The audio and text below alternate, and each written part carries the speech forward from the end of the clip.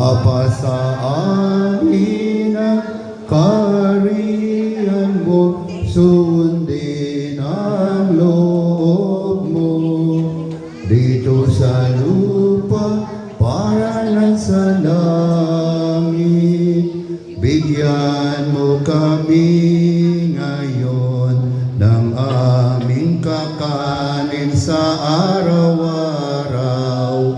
At patawarin mo ang aming mga sala para ng pagpapatawad namin sa nagkakasala sa amin.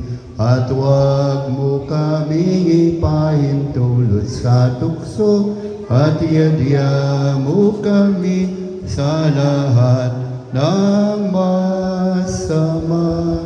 Sumainyo ang Panginoon.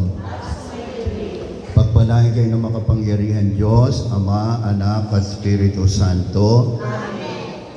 Salamat po sa inyong pagdalo, mga magulang, na po, pakialalayan yung inyong mga anak. Salamat po.